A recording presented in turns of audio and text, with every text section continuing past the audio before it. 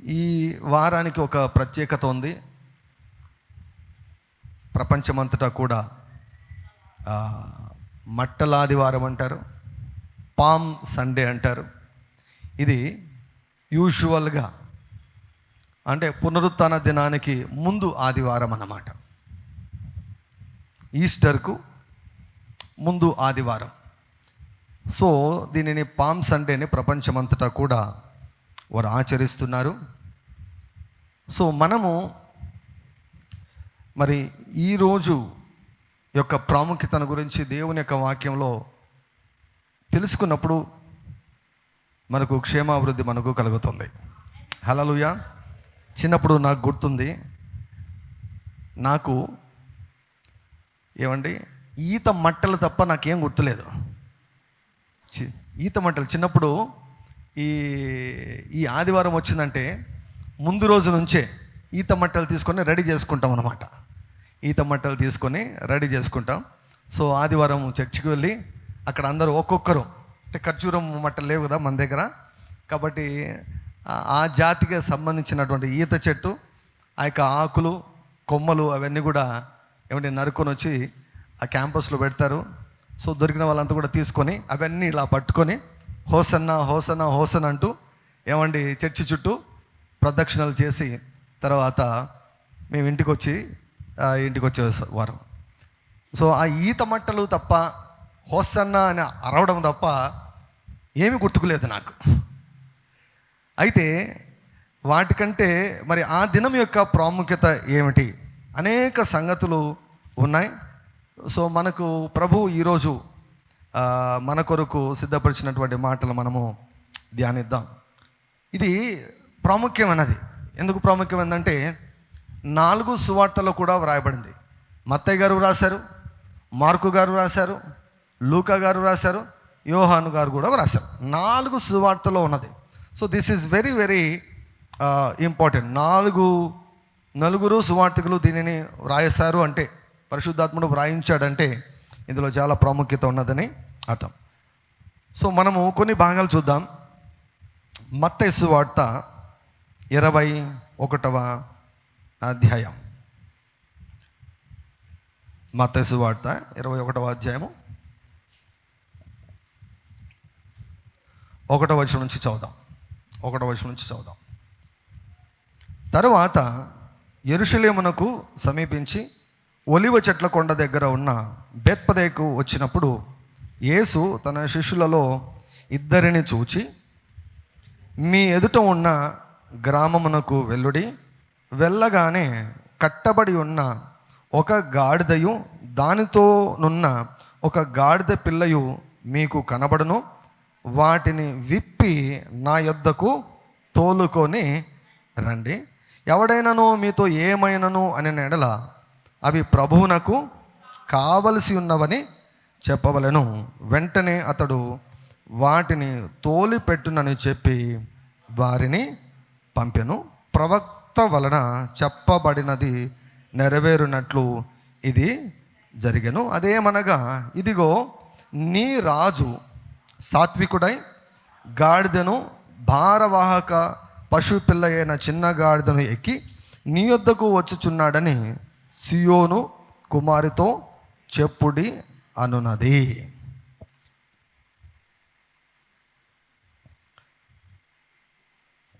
పస్కా పండుగకు మరి ముందు, కొన్ని రోజులకు ముందు యేసుక్రీస్తు ప్రభు ఒక గ్రామానికి వచ్చి అక్కడ శిష్యులకు అని తెలియజేస్తాడు, దగ్గరున్నటువంటి గ్రామానికి వెళ్ళండి, అక్కడ కట్టబడి ఉన్న ఒక గాడిదయు దానితో కూడా ఒక గాడిద పిల్లయు మీకు కనబడును, వాటిని విప్పి నా యొద్దకు తోలుకొని రండి. సో ఈ భాగమే మనం మార్కు సువార్తలో కూడా చదువుదాం. మార్కు సువార్త 11వ అధ్యాయం. మార్కు సువార్త 11వ అధ్యాయం 1వ వచనం నుంచి. వారు యెరూషలేమునకు సమీపించి ఒలివ కొండ దగ్గరున్న బేత్పగే బేతనియ అను గ్రామములకు వచ్చినప్పుడు ఆయన తన శిష్యులలో 2 చూచి, మీ ఎదుటనున్న గ్రామమునకు వెలుడి. అందులో మీరు ప్రవేశింపగానే కట్టబడి ఉన్న ఒక గాడిద పిల్ల కనబడును. దాని మీద ఏ మనుషుడును ఎప్పుడునూ కూర్చుండలేదు. దానిని విప్పి తోలుకొని రండి. ఎవడైనాను మీరెందుకు ఇలాగూ చేయుచున్నారని మిమ్మల్ని అడిగినట్లా అది ప్రభువునకు కావలసి ఉన్నదని చెప్పుడి. తక్షణమే అతడు దానిని ఇక్కడికి తోలి పంపునని చెప్పి వారిని పంపెను. సో మత్తయి సువార్తలో కనపడినటువంటి కొన్ని విషయాలు మనకు ఇక్కడ మార్కు సువార్తలో కనపడుతున్నాయి. ఏం కనపడుతుంది? ఏ మనుషుడును ఎప్పుడునూ కూర్చుండలేదు. సో ఆ కాలంలో గాడిదను ముఖ్యంగా ప్రయాణం కొరకు వాడేవారు. ఈ కాలంలో మనం ప్రయాణం కొరకు ఏం వాడతామండి? మీరు ఏమిట్లో వచ్చారు చర్చికి కదా? సైకిళ్ళు, bike, car, bus, train, aeroplane, private jet.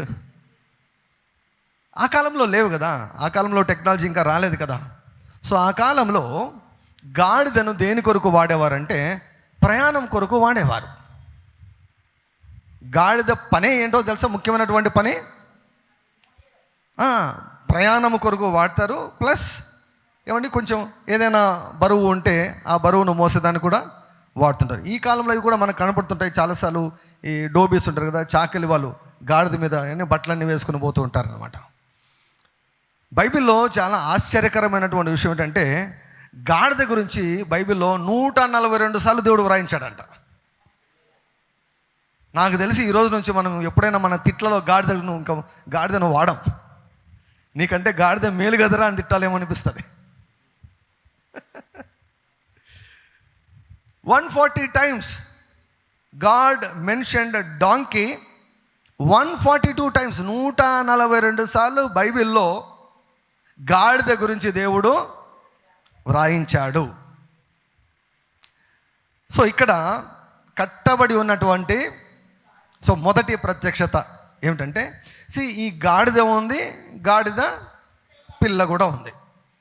అయితే విషయం ఏంటంటే అసలు ఎవరునూ ఎప్పుడునూ దాని మీదకి ఎక్కలేదంట. అంటే అది వాడబడలేదు. యేసుప్రభు కావాలనుకుంటే ఏవైనా దొరుకుతాయండి, ఏవైనా దొరుకుతాయి.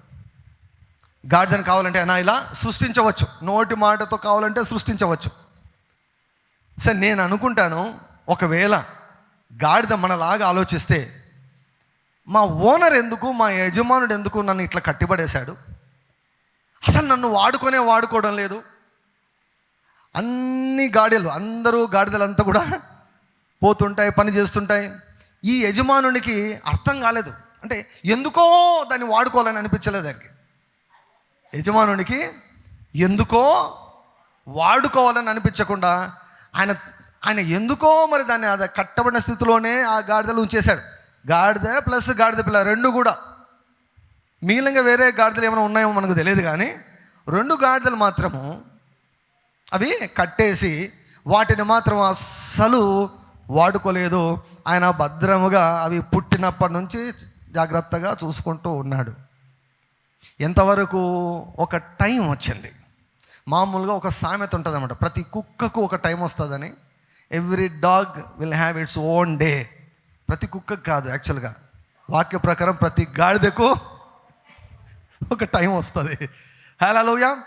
సో ఎన్ని సంవత్సరాలు అలా ఖాళీగా ఉందో మనకు తెలియదు, కానీ ఒక రోజు వచ్చింది. ఏమండి, దేవుడు గాడిదను గుర్తు చేసుకున్నాడు. హల్లెలూయా. దేవుడు గాడిదను గుర్తు చేసుకున్నాడు. గాడిదకు పిలుపు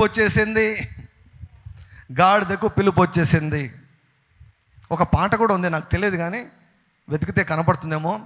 నేను ఒక గాడిదను అనే పాట ఉందన్నమాట, క్రిస్టియన్ పాటనే. ఈ గాడిదను అంతవరకు ఎవ్వరూ పట్టించుకోలేదు. ఈ గాడిద ఎంతసేపు ఉన్నా కూడా ఇంట్లోనే ఉండిపోయింది. బయట ప్రపంచం తెలియదు ఈ గాడిదకు. బయట వీధుల్లో తిరిగిన దాఖలాలు లేవు. ఏ ఊరికి వెళ్ళలేదు, ఏ ప్రాంతానికి వెళ్ళలేదు, ఏ బరువు మోయలేదు. అసలు ఈ గాడిద అనుకుంటుంటుంది, అసలు నేను ఎందుకు బతుకుతున్నాను, అసలు నేను ఎందుకు బ్రతుకుతున్నాను, అన్ని గాడిదలన్నీ కూడా బయట తిరుగుతూ ఉన్నాయి, వాటి పనులంతా చేసుకుంటున్నాయి. మా యజమానుడు ఏందో అసలు నన్ను ఏం వాడుకోకుండా ఊరిగా కట్టిపడేసి ఉన్నాడు. ఏంటి నా పరిస్థితి, నేను ఎందుకు పుట్టాను, నేను ఎందుకు బ్రతుకుతున్నాను, అసలు ఏంటి నా భవిష్యత్తు ఏంటి, నన్ను కట్టిపడేశారు, మా ఇంట్లో వాళ్ళు నన్ను కట్టిపడేశారు, బయటికి రాలేకుండా ఉన్నాను. అయితే దేవుడి లేఖన భాగాన్ని వ్రాయించాడు ఏంటంటే, ఇది ప్రభువునకు కావలసినది. ఈ వాక్యంలో మనం గ్రహించవలసినటువంటి ఒక విషయం ఏంటంటే, ముఖ్యంగా మొట్టమొదటిగా పేరెంట్స్ గ్రహించాలి, తల్లిదండ్రులు గ్రహించాలి, తర్వాత పిల్లలు గ్రహించాలి. ఏంటి, ఎవరు కూడా ఎవరికి పర్మనెంట్ యజమానులు కాదు. హల్లెలూయా. ఎవ్వరు కూడా ఎవరికి పర్మనెంట్ యజమానులు కాదు. అందరికీ యజమానుడు పైన ఉన్నాడు. హల్లెలూయా. సో ఈ గాడిద పిల్లకు యజమాని ఎంతవరకు ఈ యజమాని యొక్క బాధ్యత ఏమిటి? ఈ యజమాని యొక్క బాధ్యత ఏమిటంటే, ప్రభువు పిలిచేంత వరకు, ప్రభువు నుంచి పిలుపు వచ్చేంత వరకు యజమానుని యొక్క పని ఏమిటంటే, ఆ గాడిద పిల్లను కట్టేసి తన సంరక్షణలో, తన భద్రతలో ప్రభువు కొరకు దాచి ఉంచవలసినటువంటి బాధ్యత తల్లిదండ్రులది అని గుర్తు చేసుకోవాలి. గర్భఫలము యెహోవా ఇచ్చు బహుమానం. అది మన పిల్లలను దేవుడు మనకిచ్చాడు, మనము సంపాదించుకోలేదు, దేవుడు మనకిచ్చాడని గుర్తుపెట్టుకోవాలి. దేవుంది మరలా మనం దేవునికి ఇచ్చేదానికి రెడీగా ఉండాలి. సో ఈ యజమానుడు ఏం చేశాడు, గాడిద పిల్లను కలిగి ఉన్నాడు, అయితే కట్టేసి ఉన్నాడు. అంటే ఆయనకు తెలియదు, ఆయన యేసు ప్రభువు కొరకు వీటిని భద్రపరిచి ఉన్నాడు. పిలుపు వచ్చిన వెంటనే వదిలేశాడు. ఓకే, ఇందుకేనా నేను నిన్ను వాడుకుంది, సో ఎప్పుడైతే పిలుపు వచ్చినప్పుడు వదిలేశాడు. రాయబడిన మాట ఏమిటంటే, ఇది ప్రభువుకు కావలసినది. నీవు దేవునికి కావాలి, నీ పిల్లలు దేవునికి కావాలి. హల్లెలూయా. మనం ఒకవేళ యేసు ప్రభు గురించి మనం ఆలోచిస్తే, ఆయన 12 సంవత్సరాల వయసులోనే దేవుని యొక్క సేవ చేసేదానికి రెడీగా ఉన్నాడు. శాస్త్రులతో పరిశీలతో కూర్చొని ఆయన మాట్లాడుతుంటే ఆ జ్ఞానానికి అందరూ ఆశ్చర్యపడ్డారు. అయితే వాక్యంలో ఏమని వ్రాయబడింది, ఆయన వెళ్ళి తన తల్లిదండ్రులకు లోబడి ఉండెను. తర్వాత 18 సంవత్సరాల అడ్రస్ లేడు. 18 సంవత్సరాలు అంటే 30 సంవత్సరాలు వచ్చేంత వరకు యేసుక్రీస్తు ప్రభు తల్లిదండ్రుల చేత కట్టబడి ఆ ఇంటిలో ఉన్నాడు. ఒకరోజు పిలుపు వచ్చింది. 30 సంవత్సరాలు అయితేనే పిలుపు వచ్చిన వెంటనే బాప్తిసం తీసుకున్న దానికి యోర్దానుకు బయలుదేరి వెళ్ళాడు. తర్వాత తన పరిచర్యను ఆయన ప్రారంభించాడు. గుర్తుపెట్టుకోండి, ప్రతి ఒక్కరికి ఒక టైం వస్తుంది. ప్రతి ఒక్కరికి, ఎవ్రీ పర్సన్, ప్రతి ఒక్కరిని ఒక ఉద్దేశంతో చేశాడు. నన్ను ఒక ఉద్దేశంతో దేవుడు చేశాడు, నిన్ను ఒక ఉద్దేశంతో దేవుడు చేశాడు, నిన్ను ఒక ఉద్దేశంతో దేవుడు చేశాడు. నీవు ప్రభుకు అవసరం తెలుసా? God needs you in this world. ఆ రోజు యేసయ్యకి గాడిద అవసరమైంది. గాడిద పిల్ల. మత్తయి ఒకటి ఏం చెప్పాడంటే, గాడిద ప్లస్ గాడిద పిల్ల అని చెప్పాడు. మిగిలిన చోట్లంతా కూడా ఏమని వ్రాయిందంటే, గాడిద పిల్ల మీద ఎక్కాడు అనేది. గాడిద పిల్ల మీద ఎక్కాడు. పక్కన ఎందుకు 2 తీసుకొని వెళ్ళారో తెలుసా? ఆయన ఎక్కింది గాడిద పిల్ల మీద. ఆ యొక్క మామూలుగా ఏదైనా సరే ఈ చిన్న పిల్ల గాడిదలు ఉంటాయి కదండి, చిన్న గాడిదలు ఉంటాయి కదా, ఆ గాడిదలు ప్రక్కన తల్లి ఉంటే ఇవి ధైర్యంగా ఏమి గొడవ చేయకుండా ఉంటాయంట. సో కాబట్టి గాడిద పిల్ల ఉంది ప్లస్ గాడిద ఉంది, రెండిటిని యేసుక్రీస్తు ప్రభువు తీసుకున్నాడు. వాటిని వాడుకోవడం ప్రారంభించాడు. గుర్తుపెట్టుకోండి, ఈ భూమి మీద పుట్టిన ప్రతి ఒక్కరు కూడా దేవునికి అవసరము. హల్లెలూయా.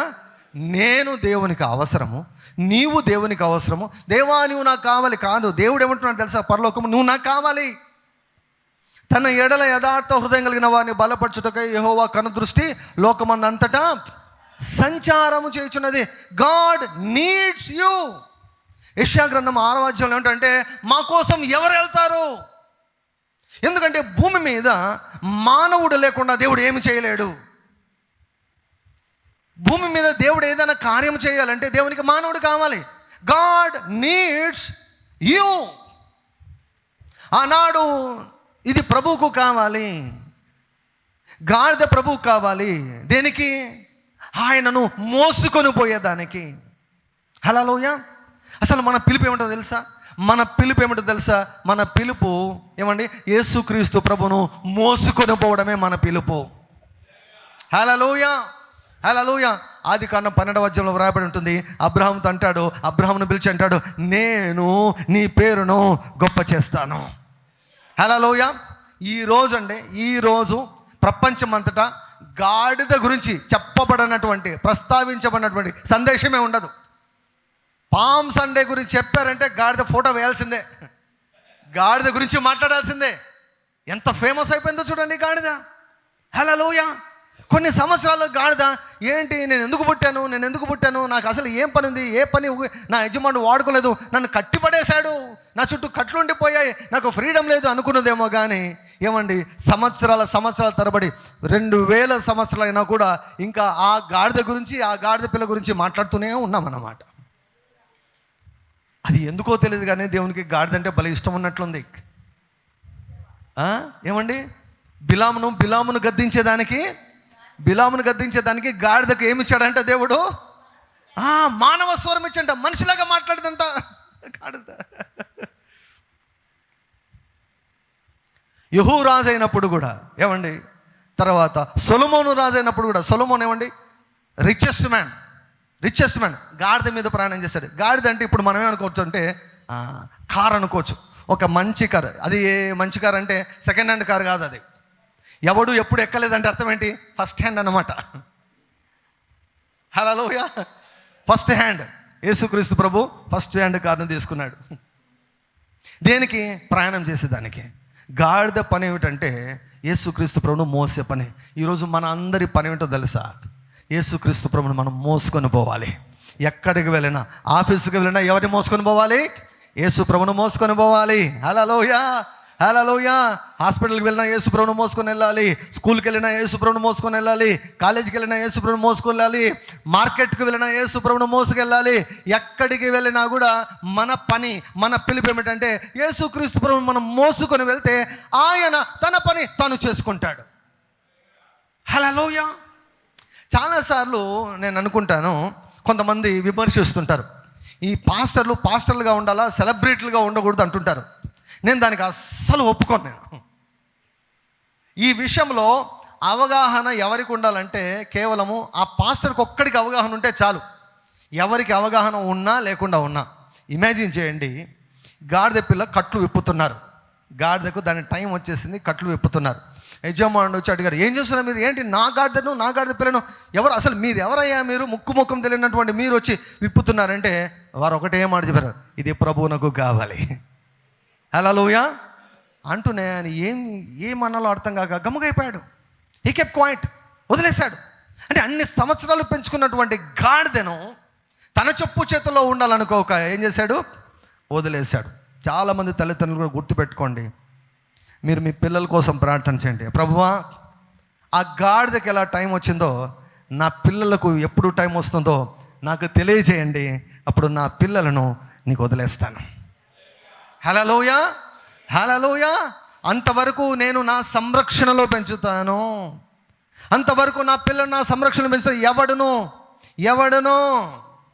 ఎవడును ఎన్నడను దాని మీదకి ఎక్కలేదు. అసలు ఈ కాలంలో యవనస్తులండి ఎంత పాడైపోతున్నారంటే అసలు మాటల్లో చెప్పలేం.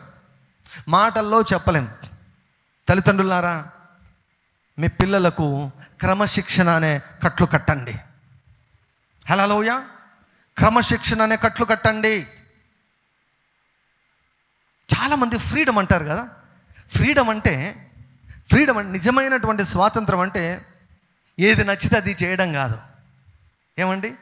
ఏది క్షేమకరమో దానిని చేయగలగడము, ఏది క్షేమకరము కానిదో దానికి నో అని చెప్పగలిగే సామర్థ్యాన్ని కలిగి ఉండడమే ఫ్రీడమ్ అన్నమాట. చాలామంది మాకు స్వేచ్ఛ నాశనానికి కారణం కాకూడదు. స్వేచ్ఛ నాశనానికి కారణం కాకూడదు. యవనస్తులు ఈ కాలంలో సరిగా పెంపకము లేకపోవడం వలన నంబర్ 1 రీజన్, ఆ పెంపకంలోనే ఈ పాయింట్ కూడా వస్తుంది ఏంటంటే వారి ఫ్రెండ్స్ అన్నమాట. వారి ఫ్రెండ్స్. ఒక యవనస్తురాలు సోషల్ మీడియాకి ఎక్కింది. ఆమె చెప్తుంది అనమాట, నా ఫ్రెండ్ కూడా వేరే వాళ్ళతో లేచిపోయింది అని చెప్తుంది అనమాట. అంటే ఈమెకి ఎటువంటి ఫ్రెండ్స్ ఉన్నారు? లేచిపోయే ఫ్రెండ్స్ ఉన్నారు, కాబట్టి ఈమె కూడా లేచిపోయింది అన్నమాట. ఏమండి? ఫస్ట్ తల్లిదండ్రులారా, దిస్ మెసేజ్ ఈజ్ మెయిన్లీ మరి ఈ సంవత్సరం తల్లిదండ్రులకు దేవుడు ఇస్తున్నాడు. ఆ గాడిదను ప్లస్ గాడిద పిల్లను ఏమండి కట్టేసి తన చెప్పు చేతిలో, తన కంట్రోల్లో, తన స్వాధీనంలో, తన సంరక్షణలో, తన క్రమశిక్షణలో పెట్టుకున్నాడు. ఎంతవరకు? పిలుపు వచ్చేంత వరకు. సో దేవుని యొక్క పిలుపు వారు తెలుసుకునేంత వరకు, దేవుని యొక్క పిలుపు వచ్చేంత వరకు తల్లిదండ్రుల పిల్లలను చాలా జాగ్రత్తగా పెంచాలి. హల్లెలూయా. బాలుడు నడవవలసిన త్రోవను చిన్నప్పుడే నేర్పితే పెద్దవాడైన తర్వాత అవసరం లేదు, నువ్వు కష్టపడాల్సిన అవసరం లేదు, నువ్వు ఉపవాస ప్రార్థన చేయాల్సిన అవసరం లేదు. వారు పెద్ద అయిన తర్వాత వారిని పాకిస్తాన్లైనా వదిలిపెట్టు, వారు నమ్మకంగా జీవిస్తారు. హల్లెలూయా. యోసేపుకు నడవవలసినటువంటి త్రోవను యాకోబు నేర్పించాడు. యాకోబు చెప్పాడు, యోసేపు నేను చాలా పొరపాట్లు చేశాను, నువ్వు అలా మాత్రం చేయకూడదు, చాలా జాగ్రత్తగా జీవించాలి, ఏది సరి అయినదో ఏది సరైనది కాదో నువ్వు నేర్చుకోవాలి అని చిన్నవాడికి నేర్పించాడు. కనుక తన అన్నలు చేసే ప్రతి చిల్లర పనిని, ఏమండి తప్పుడు పనిని యోసేపు చిన్నప్పుడే తండ్రికి చేరవేసేవాడు అన్నమాట. అంటే చిన్నప్పుడే he use to hate wrong thing. పాపాన్ని చిన్నప్పటి నుంచి ద్వేషించేవాడు. ఒక టైం వచ్చింది, వెళ్ళిపోయాడు. ఎన్నో శోధనలు వచ్చాయి, కానీ పడిపోలేదు. ఎవరు లేరు పక్కన. యోసేపుకు పాస్టర్ లేడు, యోసేపుకు తల్లిదండ్రులు లేరు, అక్కడ యోసేపుకు పరిశుద్ధులైన స్నేహితులు లేడు. He was all alone but he did not fall. ఒక్కడే ఉన్నాడు, పడిపోలేదు. ఏంటో తెలుసా? చిన్నప్పుడే నేర్చుకున్నాడు. మన యొక్క సంరక్షణలో మన పిల్లలను మనం పెంచాలి. దేవుని టైం వచ్చేంత వరకు, దేవుడు పిలిచేంత వరకు మన సంరక్షణలో వారు ఉండాలి. So this is the responsibility of every parent.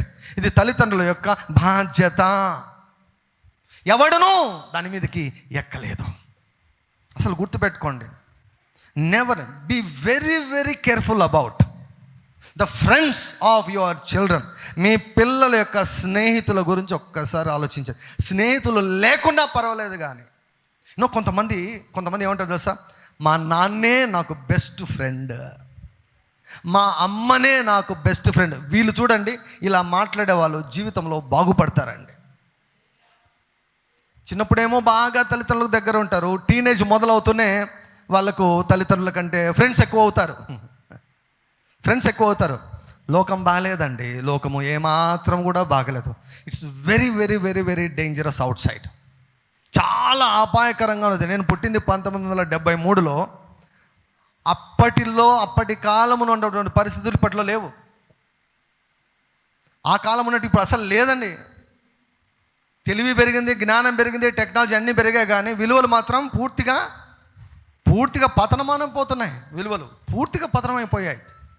బయట ప్రపంచం మాత్రం బయట ఏ మాత్రం బాగలేదు. దయచేసి రిస్క్ తీసుకోవద్దండి. చిన్నప్పటి నుంచే డిసిప్లిన్ నేర్పిస్తే అది వారికి పెద్దగా కష్టం అనిపించదు. కానీ యవన స్థితి వచ్చిన తర్వాత అప్పుడు వాళ్ళని కంట్రోల్ చేయాలని చూస్తే చాలా కష్టం అవుతుంది. సామెత ఉంది కదా, మొక్క వంగనిది మానై రొంగున. మీ కంట్రోల్లో మీరు పెట్టుకోవాలి. అసలు ఎవరితో మాట్లాడుతున్నారు, ఎవరితో సహవాసం చేస్తున్నారు, ఎవరిని ఇష్టపడుతున్నారు, ఏంటి వారి ఫోన్ ఏంటి, ఫోన్ కాంటాక్ట్స్ ఏంటి, ఎవరితో మాట్లాడుతున్నారు. ఏమంటే మీరు ప్రార్థన పూర్వకంగా ఉంటే దేవుడు ప్రతిదీ బయట పెడతాడండి, ప్రతిదీ బయట పెడతారు. ఏమంటే దేవునికి భయపడే, దేవునితో సహవాసం చేసే తల్లిదండ్రులను ఎవ్వడు కూడా మోసం చేయలేడండి.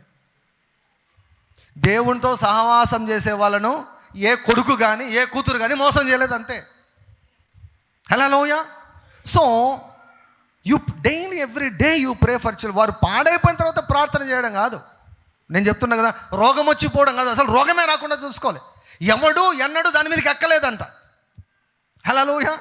అసలు ప్రత్యేకించి పెట్టాడు ఆ గాడిద పిల్లను ప్రత్యేకించి పెట్టాడు. వీధిలోకి వదిలిపెట్టలేదు, ఊరి మీదకి వదిలిపెట్టలేదు. ప్రభువుకు కావలసినది. దేవుడు ప్రతి ఒక్కరికి విలువనిస్తాడు, కానీ దేవుడు ప్రతి ఒక్కరికి విలువనిస్తాడు కానీ ఆయన సపరేట్ ఏదైనా పని చేయాలనుకున్నప్పుడు ఎవరిని పడితే వాళ్ళని వాడుకోడండి. ఆయన తనకు ఏమండి రెంట్కు ఒక గర్భము కావాలి అని అనుకున్నప్పుడు ఆయన ఒక కన్యకను ఎంచుకున్నాడు. హల్లెలూయా. కన్యకను ఎంచుకున్నాడు. అంటే ఇప్పుడు ఒక మాట చెప్పాలంటే ఎవడును ఎప్పుడును ఆమెను కూడలేదు, ఏ పురుషుడును ఆమెను కూడలేదు కన్యక అంటే. when Jesus wanted to born, he has chosen a virgin. దేవుని కొరకై ఆడపిల్లలు చెప్తున్నాను, మీ భర్తలకు, మీకు కాబోయే భర్తలకు మీరు ఇవ్వగలిగే ఏమండి అతి శ్రేష్టమైనటువంటి వరం ఏమిటంటే కన్యత్వం. ఒక పోలీస్ ఆఫీసర్ చెప్తుంది, ఒక కాలేజ్లో ఆమెను ఎవరో పిలిచారనమాట, ఏదో ప్రసంగం చేయమని చెప్పారు. చెబితే అక్కడ వాళ్ళు అంటున్నారు, ఈ కాలేజీలో ఎవరు అమ్మాయిలే, ఈ కాలేజీలో నేను రాసిస్తాను ఒక కన్యక కూడా లేదని చెప్పి. కొన్ని వందల మందుల అమ్మాయిలు ఉంటే ఈ కాలేజీలో ఒక్కరు కూడా కన్యక లేరు అని చెప్పారు. ఇలా ఉందండి లోకం. ఇంకొన్ని చెప్తే మీరు నిద్రపోలేరు. పరిస్థితులు అలా ఉన్నాయి. ఆడపిల్లల తల్లిదండ్రులు, మగపిల్లల తల్లిదండ్రులు జాగ్రత్త. మీరు దేవునికి అవసరము, మీ పిల్లలు దేవునికి అవసరము. హల్లెలూయా. ఫరో కుమార్తె ఏమన్నది, మోషేని తీసుకొని చిన్నప్పుడు చిన్న వయసులో ఉన్నప్పుడు మోషేని తీసుకొని ఏమండి మోషే తల్లికి అప్పగించి నా కోసం పెంచు అన్నది. ఈనాడు తల్లిదండ్రులు పిల్లలను దేవుని కొరకు పెంచాలి, దేవుని కొరకు వారిని తర్ఫీదు చేయాలి, దేవుని కొరకు వారిని సిద్ధపరచాలి, దేవుడు పనిచేసే దాని కొరకు వారిని సిద్ధపరచాలి. నేను చెబుతున్నాను, మీరు ఆ రీతిగా సిద్ధపరిస్తే మీ పిల్లలను బట్టి మీరు ప్రపంచ ఖ్యాతిని మీరు పొందుకుంటారు. Hallelujah. Your children will become famous globally. దేవుడు అబ్రహాంకి ఏం చెప్పాడు, నేను నిన్ను గొప్ప చేస్తాను అన్నాడు. హల్లెలూయా. నీ పిల్లలు గొప్ప వాళ్ళు అవుతారు. ఆ గాడిద పిల్ల ఏమండి ఆ యొక్క యజమానుని సంరక్షణలో ఉంది. ఒక రోజు వచ్చింది, ఆ రోజు వరకు ఈ యజమాని దాన్ని భద్రపరిచాడు.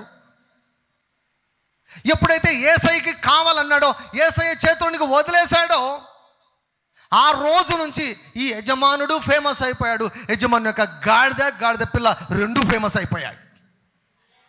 హల్లెలూయా.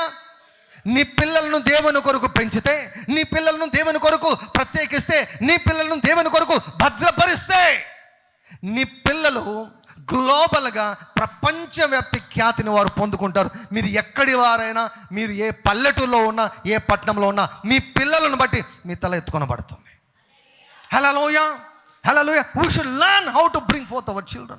మన పిల్లల్ని ఎలా పెంచాలో మనం తెలుసుకోవాలి, మనము జాగ్రత్త వహించాలి. చాలామంది తల్లిదండ్రులు వారి యొక్క వ్యాపారంలో వారు మునిగిపోతారు, వారి పనుల్లో వారు మునిగిపోతారు, వారి కొట్లాటలు వారు మునిగిపోతారు. కానీ అసలు పిల్లలు ఏమవుతున్నారు, వారు ఆత్మీయంగా ఎలా ఉన్నారు, వారు ఆత్మీయంగా సరిగా ఉన్నారా లేదా, దేవునితో ఎలా ఉన్నారు, దేవునితో సంబంధం ఉందా, అసలు ఎవరితో సహవాసం చేస్తున్నారు, ఎవరితో మాట్లాడుతున్నారు, ఇవన్నీ మనం చూడకపోతే ఏమండి చాలా బాధాకరమైన విషయం, పోలీస్ స్టేషన్ల చుట్టూ, కోర్టుల చుట్టూ అనవసరంగా తిరుక్కుంటూ ఉండాల్సి వచ్చిన పరిస్థితి అన్నమాట.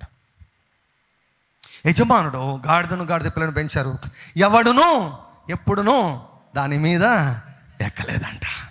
హల్లెలూయా. వాడబడిన గాడిదను దేవుడు వాడుకోలేదు. హల్లెలూయా. మనకు కూడా డిజైన్ ఉండాలి, నా కుమారుడు సాతాను చేత వాడబడకూడదు, నా కుమార్తె సాతాను చేత సాతాను చేత సర్వనాశనం అయిపోయి అప్పుడు దేవా నాకు సాయం చేయని ఆ పరిస్థితి రాకూడదు. ఒకవేళ తెలియక మనం చాలా కాలం తర్వాత యేసుని మనం నమ్ముకున్నామేమో, కానీ ఇప్పుడు వాక్యం వచ్చింది కనుక మన పిల్లలకు అటువంటి పరిస్థితి రాకూడదు. మన పిల్లల గురించి దేవుడు ఈరోజు ఏం చెప్తున్నానంటే, నాకు కావాలి నీ కొడుకు, నాకు కావాలి నీ కుమార్తె, నాకు కావాలి. హల్లెలూయా. ఒకవేళ మీ యొక్క మీ యొక్క గ్రాండ్ చిల్డ్రనే ఉండొచ్చు, మీ మనమరాలే ఉండొచ్చు అనుకోండి, వారి తల్లిదండ్రులకు అంత ఆత్మీయంగా లేరు. సో దేవుడు చెప్తున్నాడు, ఐ వాంట్ యువర్ చిల్డ్రన్, మీ పిల్లలు నాకు కావాలి, ప్రభువు నాకు కావాలి, ప్రభువు నాకు కావాలి. సో కట్టబడి ఉన్నాయంటే రెండు రకాలుగా మనం అర్థం చేసుకోవచ్చు. ఒకటి ఒక డిసిప్లిన్ కింద ఉన్నారని చెప్పచ్చు, ఒక డిసిప్లిన్, ఒక క్రమం కింద ఉన్నారని చెప్పచ్చు. రెండవది, ఈ లోకంలో రకరకాల కట్లు ఉన్నాయి. ఒక వ్యక్తి బందీగా ఉన్నంత వరకు దేవునికి ఉపయోగపడలేడు. ఈనాడు చాలామంది పాపము చేత, వ్యసనాల చేత, ఇప్పుడు ఇంకా కొత్తది వచ్చింది కదా వ్యసనము. కొత్త వ్యసనం ఏంటి? ఈ కాలంలో, మా కాలంలో లేదు. మా కాలంలో ఫోన్లు కూడా సరిగా లేవు అన్నమాట. నేను 10th వరకు నేను ఇంట్లోనే ఉన్నాను. 10th వరకు ఇంట్లోనే ఉన్నాను, ఎప్పుడు బయటికి పోలేదు. సో ఏపీఆర్జెస్లో సీట్ వస్తే భద్రాచలంలో వేశారు నన్ను. భద్రాచలంలో సీట్ వచ్చింది. భద్రాచలము అడవుల్లో అనమాట. అది దగ్గర ఇక్కడ నుంచి విజయవాడకు 500, అక్కడ నుంచి సమ్మైతే 200 ఎంతో ఉంది. చాలా వందల కిలోమీటర్లు అనమాట వెళ్ళేదానికి. అంటే అప్పుడు 12 గంటలు, కడప టు విజయవాడ 12 గంటలు, 13 గంటలు పట్టింది. ఆ కాలంలో ఉన్నటువంటి రోడ్లు ప్లస్ బస్సులు ఊహించుకోండి. మళ్ళీ అక్కడి నుంచి ఒక 4 గంటలు, అక్కడి నుంచి భద్రాచలం నుంచి మళ్ళీ 4 గంటలు అన్నమాట. సో మా నాన్నతో మాట్లాడాలన్నా, లేకపోతే మా అమ్మతో మాట్లాడాలన్నా, మా ఇంటి వారికి ఏమైనా సంగతి తెలియజేయాలంటే ఫోన్లు ఏం లేవు అప్పట్లో. ఫోన్లు ఏం లేవు, ఈవెన్ ల్యాండ్ ఫోన్ కూడా లేదన్నమాట. లెటర్, నేను ఈరోజు లెటర్ రాసే వారానికి మా నాన్నకి చేరుతుంది. మా నాన్న వారం తర్వాత లెటర్ రాస్తే మళ్ళీ వారానికి నాకు వస్తుంది. అంటే ఒకరి గురించి ఒకరు తెలియాలంటే 2 వారాలు పట్టేది అనమాట. ఇప్పుడు మొత్తం మార్చిపడేసింది. ఒక సెల్ ఫోన్ ఉంటే కెమెరా అక్కర్లేదు, ఒక వాచ్ అక్కర్లేదు, ఈవెన్ కంప్యూటర్ కూడా అక్కర్లేదు, ల్యాప్టాప్ అక్కర్లేదు. ప్రపంచం అంతా చిన్న సెల్ ఫోన్లోకి వచ్చేసింది అనమాట. ఒక వ్యసనం తెలుసా మీకు? ఇది ఒక వ్యసనం. మీరు కావాలంటే దానికి బానిసగా కాకుండా ఉండాలంటే దాని ఫాస్టింగ్ కూడా చేస్తే మేలు. సెల్ ఫోన్ ఫాస్టింగ్ ఇమాజిన్ చేయండి. ఒకరోజు సెల్ ఫోన్లు ఏమీ పని చేయడం లేదు.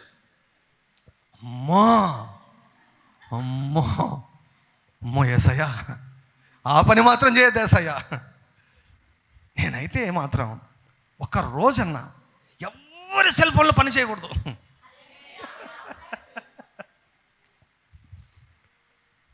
వ్యసనం అయిపోయింది. ఫోన్ అనేది వ్యసనం అయిపోయింది. సోషల్ మీడియా అనేది వ్యసనం అయిపోయింది. నా దగ్గరకు వస్తుంటారు, సార్ మొబైల్ చూడొద్దని చెప్పు సార్, పిల్లలకు మొబైల్ చూడొద్దని నువ్వు చెప్పు సార్. కొంతమంది చేస్తారు సార్, పిల్లలను బయట పెట్టి లోపలికి వచ్చి నాకు చెప్తారనమాట, సార్ ఇట్లా మా వాడు వస్తున్నాడు, వాడు పొద్దు నుంచి సాయంత్రం వరకు మొబైల్ చూస్తూనే ఉంటాడు, మీరన్నా చెప్పండి సార్ అంటాడు. వాళ్ళు వచ్చిందారు. నేను ఒకటే చెప్తాను, ఇవ్వద్దు. లేకపోతే సెకండ్ ఏంటంటే మీరు వాడద్దు.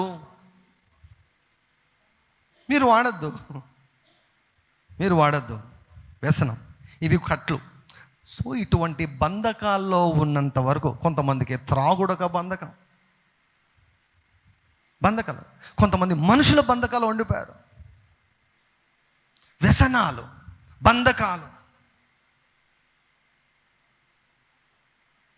People were bind. కట్టబడి ఉన్నారు. కట్టబడి ఉన్నంత వరకు దేవునికి నీవు ఉపయోగపడలేవు. ఈనాడు విడుదల పొందిన వారికి దేవుడు చెప్తున్న మాట ఏమిటంటే, మీరు వెళ్ళి ఏమండి ప్రజల కట్లను మీరు విప్పండి. గ్లోరీ టు గాడ్, హల్లెలూయా. మన పని ఏమిటో తెలుసా? విప్పబడిన వారి పని ఏమిటో తెలుసా? కట్లు లేని వాళ్ళ పని ఏమిటో తెలుసా? కట్లున్న వారి కట్లను విడిపించడము. విడిపించి వాని ఏం చేయాలి? వాని యేసయ్య దగ్గరికి తీసుకొని రావాలి. Hallelujah. It is our job. దేవుని యొక్క వాక్యాన్ని ప్రకటించినప్పుడు, ప్రార్థన చేసినప్పుడు, దేవుడు మనకిచ్చిన అధికారాన్ని వాడినప్పుడు మనము ప్రజలను తమ కట్ల నుంచి మనం విడిపిస్తాం. వారికి స్వేచ్ఛను మనం కలుగజేస్తాం. హల్లెలూయా. సో యేసయ్య అన్నాడు కదా, the spirit of God is upon me. ప్రభు ఆత్మ నా మీద ఉన్నాడు, చెరలోనున్న వారికి విడుదలను ప్రకటించుటకు. ప్రకటించడంలో చాలా శక్తి ఉంది. When you proclaim, when you declare, people will be freed. అభిషేకంతో నువ్వు మాట్లాడితే, అభిషేకంతో దేవుడు నీకు ఇచ్చిన అధికారాన్ని వాడితే ప్రజల కట్లు తెగిపోతాయి. హల్లెలూయా. నువ్వు ప్రార్థన చేస్తే కట్లు తెగిపోతాయి. ఎప్పుడైతే ప్రజల కట్లు తెగిపోతాయో, ప్రేత వస్త్రాలు తెగిపోతాయో, ఆ గుడ్డితనం అన్నటువంటి బంధకాలు ఊడిపోతాయో, ఆ ముసుగుపోతుందో, వారు యేసయ్యను చూస్తారు. వారు యేసయ్య దగ్గరికి వారిని మనము తీసుకొని రావాలి. తీసుకొని వచ్చినప్పుడు యేసయ్య వారిని వాడుకుంటాడు. ఎటువంటి కట్లు ఉన్నా సరే, ఒకవేళ సాతాను వారి జీవితాన్ని సర్వనాశనము చేసినా సరే, దేవుడు వాడుకుంటాడు. ప్రతి ఒక్కరు దేవునికి కావాలి. ఎందుకంటే ఆయన పోలికలో సృష్టించబడిన ప్రతి వ్యక్తి కూడా ఆయనకు కావాలి. నువ్వు అక్కర్లేదని ప్రపంచమంతా నిన్ను తిరస్కరించవచ్చేమో, నువ్వు అక్కర్లేదని ప్రపంచమంతా నిన్ను తిరస్కరించిందేమో, నువ్వు ఎందుకు పనికిరావు, దేనికి పనికిరావు, నువ్వు అసలు మాకు అవసరం లేదు అని లోకమంతా నిన్ను వెలివేసిందేమో. కానీ దేవుడు అంటున్నాడు, నువ్వు నాకు కావాలి, నువ్వు నాకు కావాలి, నీవు నాకు కావాలి. ప్రభువుకు ఈనాడు మన పిల్లలు కావాలి. ప్రభువుకు మన పిల్లలు కావాలి. The Lord needs our children. యేసయ్య ఏదో చేయాలనుకున్నాడు. ఆ పని చేసేదానికి గాడిద పిల్ల అవసరమైంది. ఈరోజు దేవుడు నిన్ను, నీ పిల్లలను ఇద్దరిని కోరుకుంటున్నాడు. గాడిదను కోరుకుంటున్నాడు, గాడిద పిల్లను కోరుకుంటున్నాడు. గాడిద పిల్లను వేరు చేయడంలా. Glory to God, hallelujah. Glory to, this is our responsibility. ప్రజలను తమ సృష్టికర్త దగ్గరికి తీసుకొని రావాలి. ప్రతి ఒక్కరు ఎందుకు పుట్టారో ఆ పనిని చేయనట్లుగా, ఏమండి, ఎవరు పుట్టించారో ఆయన దగ్గరికి తీసుకొని రావాలి. నేను అనుకుంటాను, గాడిదలు అమ్మయ్యా మా కట్లు విప్పుతున్నారు, ఇదేంటి ఇదేదో కొత్త అనుభవం అనుకుంటుంది. తీసుకొని వెళ్ళిన వెంటనే ఎప్పుడు ఎవరు వేయలేదు, ఏమండి, విలువైనటువంటి బట్టలు తీసుకుని వచ్చి గాడిద మీద కప్పారు. హల్లెలూయా. గాడిద అనుకుంటుంది, అబ్బబ్బబ్బబ్బా ఏందబ్బా, నా దిశ మొత్తము మారిపోయింది, నన్నేంటి వీళ్ళు నన్ను అలంకరిస్తున్నారు. సో బట్టలు వేశారు, గాడిద మీద యేసయ్య కూర్చున్నాడు. అక్కడి నుంచి ఆయన బయలుదేరాడు. గాడిద మీద ఆయన బయలుదేరితే దారి పొడుగున ఆ సమయంలో అంట కొన్ని లక్షల మంది ఉన్నారంట యెరూషలేములో. పండుగ కదా, పస్కా పండుగ ఆచరించేదానికి మొత్తం కూడా ఇశ్రాయేలీయులు అందరూ కూడా అక్కడ ఉన్నారంట. అక్కడ ప్రత్యక్షమయ్యారంట. మొత్తం ఊర్లు ఖాళీ చేసి యెరూషలేములకు ప్రత్యక్షమయ్యారు. యాక్చువల్గా యెరూషలేములకు వచ్చిన తర్వాత వారందరూ యేసయ్య కొరకు వెతుకుతున్నారు. యేసయ్య గురించి మొత్తం వ్యాపించింది కదా, ఆయన కీర్తి అంతా కూడా 3.5 సంవత్సరాల పరిచర్యలో అందరికీ తెలిసిపోయింది ఆయన. సో ఖచ్చితంగా పండుగకు ఆయన వచ్చి తీరుతాడు. ఎప్పుడు వస్తాడు, ఎక్కడికి వస్తాడు, ఎలా వస్తాడని వారు ఎదురు చూస్తూ ఉన్నారన్నమాట, కొన్ని లక్షల మంది. సో కాబట్టి జకర్యా గ్రంథము 9వ అధ్యాయం 9వ వచనంలో వ్రాయబడిన మాట ప్రకారం ఆ మాట నెరవేర్చేదానికి ఆయన గాడిద పిల్ల మీద ఎక్కి యెరూషలేములోనికి ఆయన ప్రవేశిస్తున్నాడు. ఆయన ప్రవేశిస్తుంటే దారి పొడుగున ప్రజలందరూ ఏం చేస్తున్నారు? చప్పట్లు కొడుతున్నారు. ఈ గాడిద అనుకుంటుంటుంది, ఏందిరా నన్ను వీళ్ళు ఇంతగా గౌరవిస్తున్నారు. గాడిద కాళ్ళకు మట్టి అంటకుండా దారి పొడుగున బట్టలు పరిచారంట, తమ వస్త్రాలు పరిచారు. ఎవరి కాళ్ళకు మట్టి అంటకుండా? గాడిద అలా అనుకుంటుండొచ్చు, ఏంట్రా నా అసలు నాకు ఎంత ఖ్యాతి వచ్చింది, నా కాళ్ళకు మట్టి కూడా అంటకుండా, మా యజమానుడు కూడా ఇంతగా చేయలేదు. అందరూ చూసి అందరూ చూసి నన్ను చూసి వీళ్ళు పాటలు పాడుతున్నారు, నన్ను చూసి వీరు కేకలు వేస్తున్నారు, నన్ను చూసి సంబరపడుతున్నారు. ఎక్కడ లేని ఘనత ఏమండి ఆ రోజు గాడిదకు వచ్చింది. యాక్చువల్గా ఎందుకు వచ్చింది గాడిదకు ఆ ఖ్యాతి? యేసయ్య ఉన్నాడు కాబట్టి. నీ పిల్లల మీద యేసయ్య కూర్చుంటే, నీ పిల్లల భుజాల మీద యేసయ్య కూర్చుంటే, హల్లెలూయా హల్లెలూయా. నాకు బాగా గుర్తుంది, చిన్నప్పుడు పెద్దలు ఏం చేస్తారండి, పెద్దలు పిల్లలను భుజాల మీద ఎక్కించుకొని ఏదైనా చిన్న నది కానీ ఏరు కానీ దాటేటప్పుడు పిల్లలు నడవలేరు కదా, ఆ భుజాల మీద ఎక్కించుకొని ఏరు దాటేస్తారు. మనం మన పిల్లల్ని ఎలా భుజాల మీద ఎక్కించుకుంటామో, యేసు ప్రభువును భుజాల మీద ఎక్కించుకొని మనము ప్రయాణం చేస్తే ఏమండి, ఆయనను బట్టి మనకు ఘనత దొరుకుతుంది. మనం గ్రహించాల్సింది ఒక్కటే ఏంటంటే, ఆ ఘనత దేవా నిన్ను బట్టే నాకు ఘనత వచ్చిందని గుర్తిస్తే చాలు, అంతే. గాడిద ఫుల్ సెలబ్రేట్ అయిపోయింది అన్నమాట. లక్షల మంది చప్పట్లు కొడుతున్నారు, లక్షల మంది పాడుతున్నారు, కేకలు వేస్తున్నారు, ఆనందగానాలు చేస్తున్నారు. గాడిద చాలా ఆశ్చర్యానికి లోనైపోయింది. ఎందుకంత ఖ్యాతి, ఎందుకంత పేరు వచ్చిందంటే, యేసయ్యను మోసింది. ఎవరిని మోయలేదు కానీ యేసయ్యను మోసింది. గాడిద జీవితము ధన్యమైపోయింది. ఒకవేళ తర్వాత గాడిదకు ఒకవేళ ఏమండి వేలం పాట పాడింటే ఎంతకు పోయేదో. అమాంతము గాడిద విలువ పెరిగిపోయింది. విలువ లేని వ్యక్తిగానే ఉన్నావా, యేసయ్య నీ జీవితంలోనికి ప్రవేశించాడంటే నీ విలువ అమాంతం పెరిగిపోతుంది. కొంచెము నువ్వు సిద్ధపడు చాలు. నువ్వు జస్ట్ ప్రిపేర్గా ఒక క్రమశిక్షణతో కూడినటువంటి జీవితంతో, ప్రార్థనలో, వాక్యంలో ఏమంటే నువ్వు సిద్ధపడు. ఒక టైం వస్తుంది, ఆ టైం వచ్చినప్పుడు నిన్ను లోకానికంతా యేసు ప్రభు చూపిస్తాడు. హల్లెలూయా. చాలా తక్కువ సార్లు యేసు ప్రభు యెరూషలేములోకి వెళ్ళాడు, చాలా తక్కువ సార్లు వెళ్ళాడు. అయితే ఈ సీజన్లో ఆయన వెళ్ళేదానికి ఆయన గాడిదను ఆయన ఉపయోగించుకున్నాడు. సో దీన్ని మామూలుగా ఏమంటామంటే ట్రయంఫెంట్ ఎంట్రీ అంటారు. వారు పాడిన పాట ఏమిటో తెలుసా? వారు ఏమని పాడారంటే 118వ కీర్తన 25వ వచనం రాయబడి ఉంటుంది.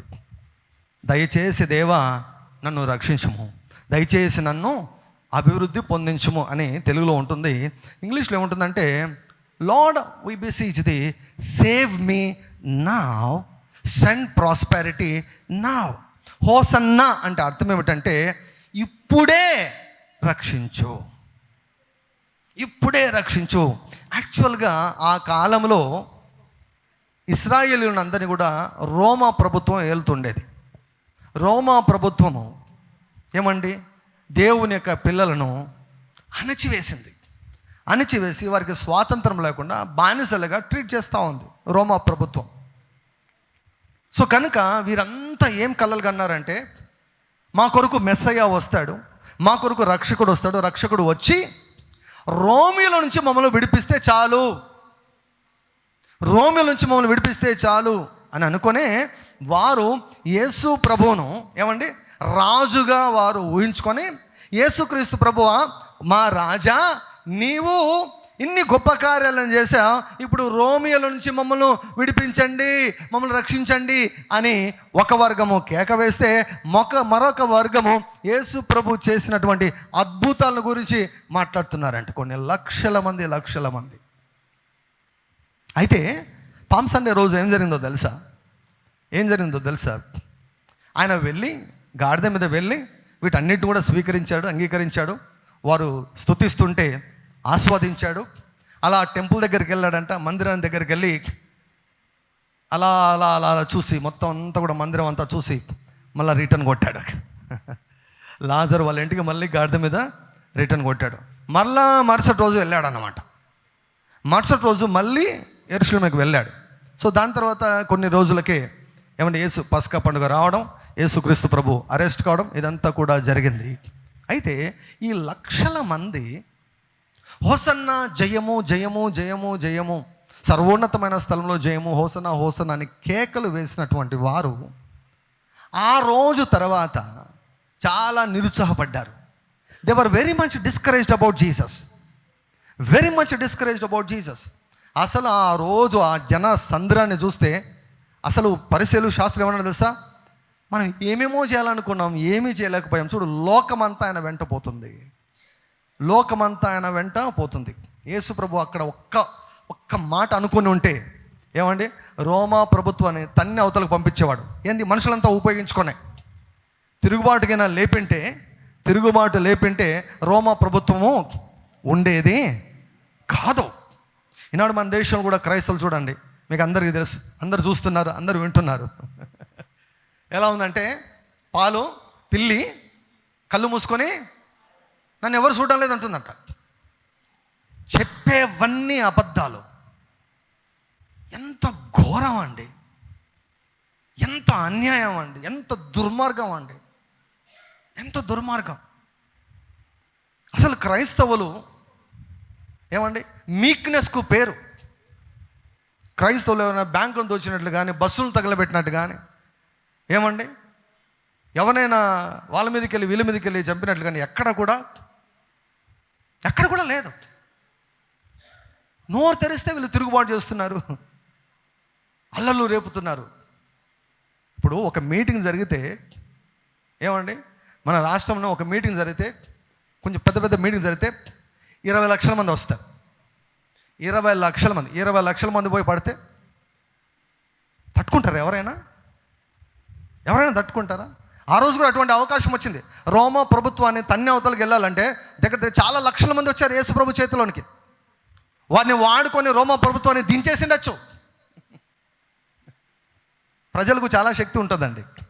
ఇప్పటికైనా క్రైస్తవులు మేలుకుంటే మేలు. క్రైస్తవులు మేలుకొని మోకాళ్ళు వేసి ఇటువంటి మోసపూరితమైనటువంటి దౌర్జన్యాలు మా కళ్ళకు కనపడకూడదు. మామూలు వాగ్దానాలు లేవు కదా దేవుని యొక్క వాక్యంలో. నేడు నీవు చూచిన ఐగుప్తులను మరి ఎన్నడూ చూడవు. శత్రువు అన్నవాడు ఒక్కడూ లేకుండా నలు దిశల దేవుడు నెమ్మది కలుగజేశాడు. ఇటువంటి వాక్యాలు ఉన్నాయి. హల్లెలూయా. I firmly believe that our country is going towards complete deliverance. సంపూర్ణ విమోచన వైపుగా మన దేశం వెళ్తుంది గనుక అపవాది వదిలిపెట్టే ముందు ఎలా విలవిలలాడిస్తాడో ఇప్పుడు భారతదేశాన్ని అపవాది విలవిలలాడిస్తున్నాడు. ఇది వాడి విజయం కాదు, వాడు వెళ్ళిపోతున్నాడు అనే దానికి సూచన. మీరు రాసుకోండి 2026 మార్చి 24 లోపల ఏమేమి జరుగుతాయో అన్ని నోట్ చేసి పెట్టుకోండి. 2026 మార్చి 24 లోపల, అంటే ఒకసారి భూమి సూర్యుని చుట్టూ తిరిగి వచ్చే లోపల ఏమేమి జరుగుతాయో మీరు రాసి పెట్టుకోండి. నా దేవునికి ఒక పేరు ఉంది, నేను సేవించే దేవునికి ఒక పేరు ఉంది. ఏంటో తెలుసా? He is called the God of vengeance. God of vengeance. పగ తీర్చుకునే దేవుడు. దేవుడు పగబడితే, దేవుడు తీర్పు తీరిస్తే ఎలా ఉంటుందో తెలుగు రాష్ట్రాలు చూడబోతున్నాయి. భారతదేశం చూడబోతుంది. ప్రపంచమంతటి కూడా తెలియబడబోతుంది. when God pours out his wrath. Glory to God. Glory to God. Glory to God. Glory to God. So రోమా ప్రభుత్వం నుంచి మమ్మల్ని విడిపిస్తాడని వీరు కలలు కన్నారు. మంచి అవకాశం వచ్చింది, విడిపిస్తాడు అనుకుంటే అలా అలా అలా చూసి కేవలం టెంపుల్ దగ్గరికి వెళ్ళి నెక్స్ట్ డే మందిరం దగ్గరికి వెళ్ళి ఆ మందిరంలో ఏమండి కొంచెం అంతా క్లీన్ చేసేసి అక్కడ వ్యాపారాలు చేస్తున్నటువంటి వాళ్ళంతా ఎల్లగొట్టి నా తండ్రి మందిరము, నా మందిరము, ప్రార్థనా మందిరం అనబడని చెప్పి అక్కడ వాక్యం చెప్పి రోగులందరినీ స్వస్థపరిచి మళ్ళీ బ్యాక్ టు పెవిలియన్ లాజర్ ఇంటికి వచ్చేసాడు. లక్షల మంది డిసప్పాయింట్ అయిపోయారు. అరే మమ్మల్ని రోమా ప్రభుత్వం నుంచి విడిపిస్తాడు అనుకుంటే ఈయన వచ్చి అలా 2 మాటలు చెప్పేసి 4 అద్భుతాలు చేసేసి మేము ఇంతగా పొగిడామే, ఇంతగా స్తుతించామే, ఇంతగా గణపరిచామే, ఇంతగా మొరపెట్టామే. హోసన్నా హోసన్నా అంటే ప్రేయర్. అది it's a prayer. Lord save us now. మమ్మల్ని విడిపించు. మరి చాలా డిసప్పాయింట్ అయిపోయారు కాబట్టి యేసయ్య పైన వారికి నమ్మకము సన్నగిల్లిపోయింది కాబట్టి ఎవరెవరు అంత అక్కడే ఉన్నారండి. అదే జనులు అనమాట. The same mob.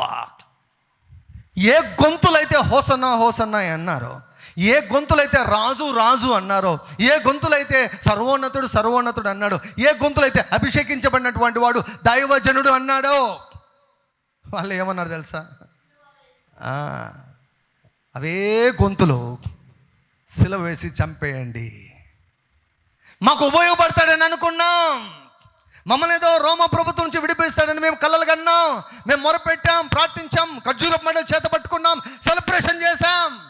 కానీ ఆయన ఏమీ చేయకుండా వెళ్ళిపోయి ఇప్పుడు పట్టబడ్డాడు, అరెస్ట్ అయిపోయాడు.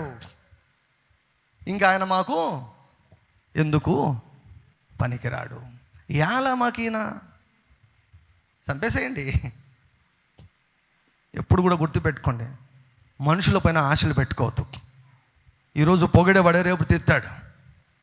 పొగిడినావని నువ్వు సంతోషించినావు అనుకో, రేపు తిట్టినప్పుడు కూడా నువ్వు బాధపడతావు.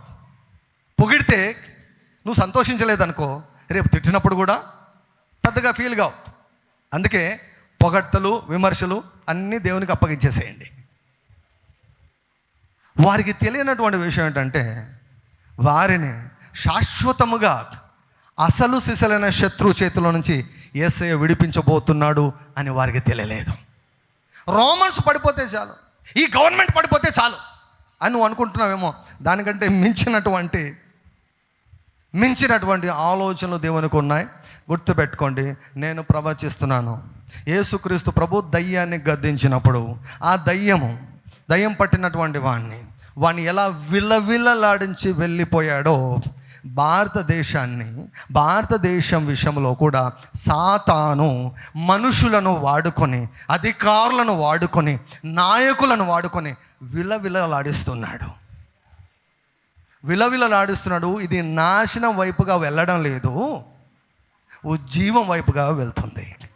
దయ్యము వదిలిపెట్టి వెళ్ళబోతున్నాడు. You are going to see our country becoming a Jesus loving country. సత్యమే వజయతే. హల్లెలూయా. సత్యం అంటే ఎవరు?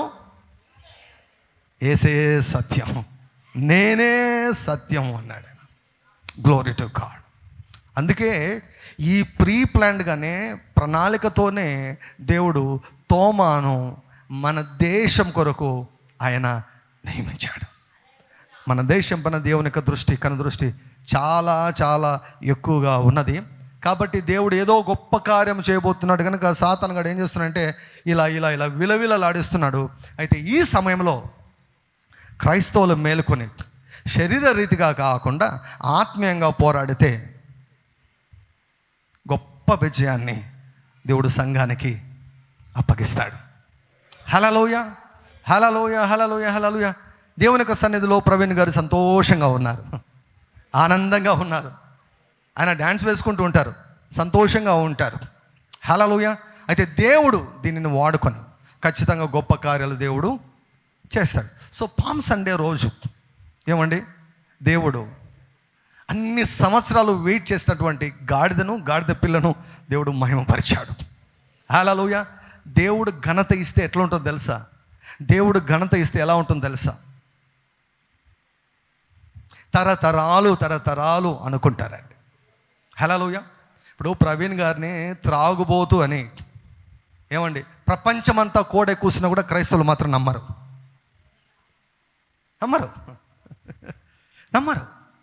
ఎందుకో తెలుసా? దేవుడిచ్చిన ఘనత అది. దేవుడిచ్చిన ఘనత. ఏది అబద్ధమో ఏది సత్యమో అబద్ధం చెప్పే వాళ్ళకు కూడా తెలుసు. ఏది సత్యమో ఏది అబద్ధమో అబద్ధం చెప్పిన వాళ్ళకు కూడా తెలుసు. ప్రవీణ్ గారిని ఊహించుకుంటే నాకు అర్థమవుతుంది. అంటే ఆయన క్యారెక్టర్ని ఎట్లా నాశనం చేశారండి. లేని పోని అన్నీ సృష్టించి, నాకు అదే జరిగింది. నేను అన్ని ఊహలు ఊహలు ఊహలు ఊహలు పుకార్లు ఊహలు పుకార్లు. అబ్బాబ్బాబ్బా, ఓ 2 సంవత్సరాలు ఏం చేశారో మీకు అందరికీ తెలుసు. ఏమంటే ఆయన పరలోకానికి వెళ్ళాడు, నేను ఇంకా బ్రతికున్నాను. నేను glory to God, hallelujah, glory to God, hallelujah. అబద్ధాలు చెప్పే వాళ్ళు కూడా తెలుసు అది అబద్ధం అని. అబద్ధాలు చెప్పే వాళ్ళు కూడా అది అబద్ధాలు అని తెలుసు. ఆయన కావాలంటే ఏందండి, ఒకవేళ తాగాలనుకుంటే ఎవరు అడ్డని చెప్తారండి? ఈనాడు ఎవరు తాగడం లేదా? ఆయన ఒకవేళ అదే జీవితాన్ని జీవించాలనుకుంటే ఈనాడు ఎంతమంది జీవించడం లేదు? సాతాను చూడండి, కుట్ర ఏం చేస్తాడంటే, సాతాను ఏం చేస్తాడంటే పేరు పాడు చేయాలని ప్రయత్నం చేస్తాడు. వాడు పేరు పాడు చేయాలని ప్రయత్నం చేస్తాడు సాతాను. యేసు ప్రభు గురించి అట్లే పాడు చేస్తారు కదా. అసలు యూదులు ఈ రోజు వరకు కూడా యూదులు యేసు ప్రభు తిరిగి లేచాడంటే నమ్మరు. ఈ రోజు వరకు కూడా నమ్మరు. ఇశ్రాయేల్ దేశంలో తెలుసా మీకు, అధికారులు అలా చేశారు, అబద్ధాన్ని నమ్మించారు. కానీ మనం నమ్ముతున్నాం. హల్లెలూయా, హల్లెలూయా, హల్లెలూయా, హల్లెలూయా. నమ్మడం కూడా అది దేవుని కృప అండి. దేవుని కృప, సత్యాన్ని నమ్మడం అన్నటువంటిది దేవుని యొక్క కృప. సో బాగా ప్రార్థించండి. అందుకే ప్రార్థన చాలా అవసరం. బాగా ప్రార్థించండి. మన దేశం ఉద్యమం వైపుగా వెళ్తూ ఉన్నది. Hallelujah. This is the simple explanation why we are facing such a persecution. ఎందుకు ఇంత హింసను, ఇంత దౌర్జన్యాన్ని, ఇంత మోసాన్ని, ఇంత అన్యాయాన్ని ఎందుకు మన కళ్ళతో చూస్తున్నాం, చెవులతో వింటున్నాము అంటే సాతాను విలవిలలాడిస్తున్నాడు. ఎందుకు? చంపేదానికి కాదు, వదిలిపెట్టి వెళ్ళిపోయేదానికి. హల్లెలూయా. నీ జీవితంలో ఎప్పుడైనా ఇంత ఒక ఒత్తిడి, తీవ్రమైనటువంటి ఒత్తిడి వస్తుందా? గుర్తుపెట్టుకో, వాడు వదిలి వెళ్ళిపోబోతున్నాడు. ఈరోజు 13 ఏప్రిల్ 13, ఎంత టైము? ఖచ్చితంగా 11కు నేను ప్రవచనం చెప్తున్నా భారతదేశం గురించి. ఇది యూట్యూబ్లో రికార్డ్ అవుతుంది. ఇది ఎప్పటికి యూట్యూబ్ ఉన్నంత వరకు ఇది ఉంటుంది. Hallelujah. Palm Sunday is nothing but a fulfilment of promise, a prophecy. జకర్యా కొన్ని వందల సంవత్సరాల క్రితము జకర్యా 9వ అధ్యాయం 9వ వచనంలో ఇలా జరుగుతుందని చెప్పాడు. సియోను కుమారి, భయపడవద్దు, డు నాట్ బి అఫ్రైడ్. సంతోషించి, ఉత్సహించి, ఉల్లసించి సంతోషం ఉండు. ఎందుకంటే నీ రాజు యువర్ కింగ్ దీనుడై అంటే అందనంత దూరంలో ఉండడు. ఆయన రాజే, కానీ నీకు అందుతాడు. ఆయన రాజే, నీకు అందుబాటులోకి వస్తాడు. ఆయన యుద్ధం చేసేదానికి రాడు, నిన్ను కంట్రోల్ చేసేదానికి రాడు. ఆయన దీనుడై ఏమండి గాడిద మీద ఎక్కి నీ దగ్గరికి వస్తాడు. నీ రక్షకుడు, నీతిమంతుడు నీ దగ్గరికి వస్తాడు అని జకర్యా కొన్ని వందల సంవత్సరాల క్రితం ప్రవచనం చెప్పాడు. అదే రీతిగా ఈరోజు దేవుని యొక్క ప్రవక్తగా నేను కూడా ప్రవచనం చెబుతున్నాను. భారతదేశము రక్షించబడబోతుంది. Hallelujah. Jesus Christ is going to rule and reign in India. నేను ప్రవచనం చెప్తున్నాను. ఒక రోజు వస్తుంది, ఏప్రిల్ 13, 2025 తాడిపత్రిలో ప్రవక్త అయిన ఆర్డీజే చేత చెప్పబడిన ప్రకారము దేశము రక్షించబడింది. Hallelujah. Glory to God, glory to God, glory to God. దేవుని చేత వాడబడేదానికి సిద్ధపడండి. దేవుని చేత వాడబడేదానికి సిద్ధపరచండి. దేవుడు మనకిచ్చిన వాగ్దానం, నీవు చూచుచున్న ఈ దేశమంతటిని నీకును నీ సంతానమునకును సదాకాలం ఇచ్చెదను. దేవుని యొక్క అన్ని యాంగిల్స్ భారతదేశం చూడబోతుందండి. అన్ని కోణాలు చూడబోతుంది. 2 కోణాలు ఉన్నాయి. ఏమండి? 2 కోణాలు ఉన్నాయి. ఒకటి బ్రతికించే కోణం, రెండోది చంపే కోణం, శిక్ష విధించే కోణము. 2 కోణాలు భారతదేశం చూడబోతుంది. మారు మనసు పొందేదానికి దేవుడు సమయం ఇచ్చాడు. ఎవరైతే సెట్ చేసుకుంటారో వారు బ్రతికి బట్ట కడతారు. ఎవరైతే సెట్ చేసుకోరో వారి జ్ఞాపకం భూమి మీద ఉండదు. దుష్కార్యములు చేయవారి జ్ఞాపకం భూమి మీద ఉండకుండా ఉండుటకై యెహోవా సన్నిధి వారికి విరోధముగా ఉన్నది. Glory to God. Let us be used by God. దేవుని చేత వాడబడేదానికి సిద్ధపడదాం. దేవుని చేత వాడబడేదానికి మన పిల్లలను సిద్ధపరుద్దాం.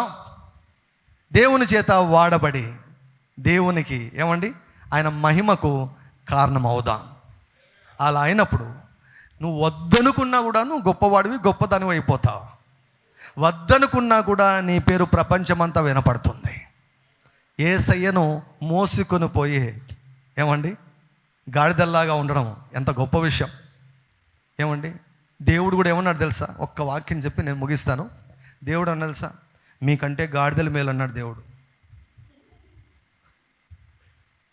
చెప్తారా ఎవరన్నా? ఆ వాక్యం ఎక్కడుందో చెప్తారా? మీకంటే ఏం సార్ ఇట్లాంటి వాక్యం ఉందా బైబిల్లో? ఇలాంటి వాక్యం ఉందా బైబిల్లో? మీకంటే గాడిద మేలు అన్నాడు దేవుడు అన్నాడు. బిలాముతో గాడిద మాట్లాడింది. దేవుడు అన్న మీకంటే గాడిదలు మేలు అన్నాడు. కాబట్టి ఇప్పటి నుంచి మనం గాడిదలను తిట్టకూడదు, డాంకీ సన్ అని తిట్టకూడదు. డాంకీ సన్ అంటే ఏంది? నేను మెడిసిన్ చేసేటప్పుడు నా ఫ్రెండ్స్ ఉండేవాళ్ళు అనమాట. వాళ్ళ తల్లిదండ్రులు వాళ్ళని బాగా చాలా క్రమంగా పద్ధతిగా పెంచారు. వాళ్ళకు తిట్లు తిట్టడం కూడా రాదు. ఆ మాటలు చెప్పాలంటే కూడా వాళ్ళకు భయం అన్నమాట. కాబట్టి దాన్ని ఏం చేసేవాళ్ళంటే ఇంగ్లీష్లో తర్జుమా చేసి చెప్పేవాళ్ళు. ఇట్లా అంటున్నాడు భయ్ వాడు, ఇట్లా అంటున్నా అంటే ఏమంటాడు అంటే మై సన్ అన్నాడు భయ్ అన్నాడు. ఏంటి మై సన్ అంటే? మై సన్ వాడుండి ఓ నా క్లాత్ అన్నాడంట. ఏమైంది? అట్లా డాంకీ సన్ అనొద్దండి. ఎందుకంటే దేవుడు యెషయా గ్రంథము 1వ అధ్యాయము